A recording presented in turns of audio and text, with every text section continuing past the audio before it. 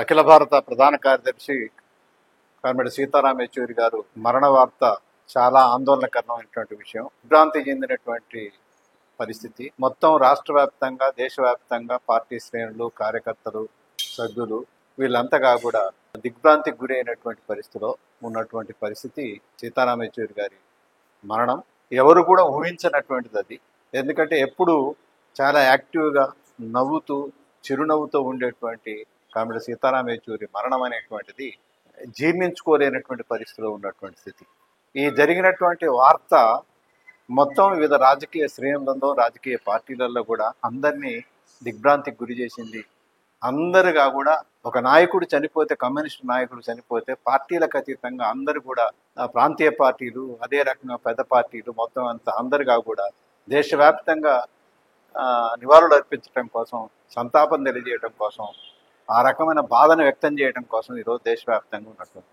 అందుకని సీతారాం యెచూరి అనేటువంటి సిపిఎం నాయకుడే కాదు, మొత్తం ప్రజాతంత్ర ఉద్యమాలకి, అట్లాగే ప్రభుత్వం యొక్క రాజ్యాంగ రక్షణ కోసం, మతోన్మాద విధానాలకు వ్యతిరేకంగా పోరాటాల లోపల అగ్రగణ్యంగా ఉన్నటువంటి నాయకుడు. అట్లాగే దేశంలో ఎక్కడ ఏ సమస్య వచ్చినా ఆ సమస్యకు పరిష్కారాన్ని వెతుకులాడి దానిపైన అనేక ఉద్యమాలు నిర్వహించాలని చెప్పేసి పార్టీకి, కార్యకర్తలకి, ప్రజలకి ఒక రకమైన సూచనలు, సలహాలు, కార్యాచరణ అందించినటువంటి నాయకుడు. అందుకని కామిరెడ్డి సీతారాం యెచూరి మరణం అనేటువంటిది ఓ తీరని లోటు, దాన్ని ఎవరు పూడ్చలేరు.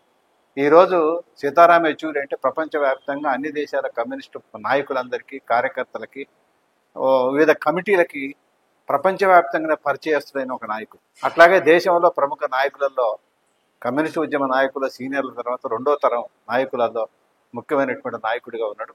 అందుకని ఈ ఉద్యమాన్ని ముందుకు నడపడం కోసం తన వంతు కృషిగా పార్టీ కార్యదర్శి అయిన తర్వాత ఈ 10 సంవత్సరాల కాలంలో ఒక క్రమ పద్ధతిలో, ఒక ప్రణాళికాబద్ధంగా పార్టీ నడపడం కోసం సీరియస్గా ప్రయత్నం చేశారు. అదే రకంగా కామిరెడ్డి సీతారాం యెచూరి గారు, నేను పార్టీ కేంద్ర కమిటీ సభ్యుడిగా ఉన్న సందర్భంగా అయిన కానించి ఈ 6 సంవత్సరాల కాలంలో చాలా సన్నిహితంగా ఆయనతో మాట్లాడే అవకాశం, ఆయన దగ్గర నుంచి చర్చించే అవకాశం నాకు దక్కినందుకు నిజంగా నేను ధన్యుడిని అని చెప్పేసి నేను భావిస్తున్నాను.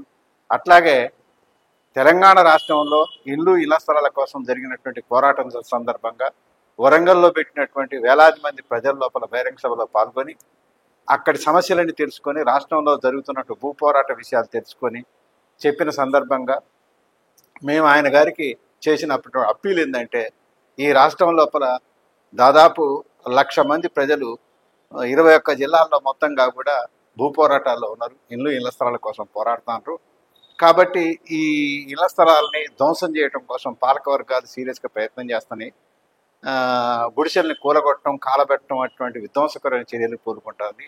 మీరు అఖిల భారత కార్యదర్శిగా ఈ తెలంగాణ రాష్ట్ర కార్యదర్శి చంద్రశేఖరరావు, కల్వకుంట్ల చంద్రశేఖరరావుకి ఒక లెటర్ రాసి ఆ రకంగా గుడిసెల మీద చేయి చేసుకోవద్దు, పేదలకు ఇల్లు దక్కే విధంగా మీరు వాళ్ళందరినీ పరిశీలించి వాళ్ళకి పట్టాలు ఇవ్వాలని చెప్పేసి ఒక లెటర్ రాయాలని చెప్పేసి అనగానే ఆయన ఈ రాష్ట్ర ముఖ్యమంత్రికి ఒక లెటర్ రాసి పేదలకు ఇల్లు దక్కాలా, పేదలకు ఇళ్ల స్థలాలకు పట్టాలు ఇవ్వాలా, తెలంగాణ రాష్ట్రంలో ప్రజలు నిజంగా ప్రభుత్వ భూములలో గుడిసెలేస్తాను తప్ప ఎవరు పట్టా భూములు కాదు, లేకపోతే అన్యాక్రాంతమైనటువంటి భూములు కూడా కాదు.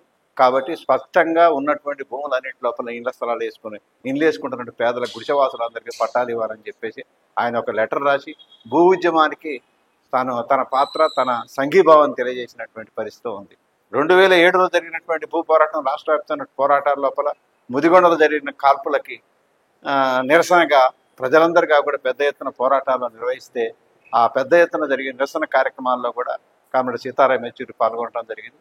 కామిరెడ్డి సీతారాం యెచూరి లేనటువంటి లోటు తీరనిది. అందుకని ఆయన లోటును పూడ్చాలంటే రాష్ట్ర వ్యాప్తంగా, దేశవ్యాప్తంగా పార్టీ కార్యకర్తలు, నాయకులంతా దాన్ని పూడ్చడం కోసం, కమ్యూనిస్ట్ ఉద్యమాన్ని మరింత బలోపేతం చేయడం కోసం కృషి చేస్తారని చెప్పేసి, అందులో నా వంతు పాత్రగా ఇక్కడ పార్టీ అంతగా కూడా ఆ రకమైనటువంటి కృషి చేస్తారని చెప్పేసి చెప్తూ కామిరెడ్డి సీతారాం యెచూరి గారికి రెడ్ సెల్యూట్ తెలియజేస్తూ, వారికి నివాళులు అర్పిస్తూ, వారి అడుగుజాడల్లో నడవడం కోసం పార్టీ కార్యకర్తలు అందరం ప్రయత్నం చేస్తామని చెప్పేసి విజ్ఞప్తి చేస్తున్నాం.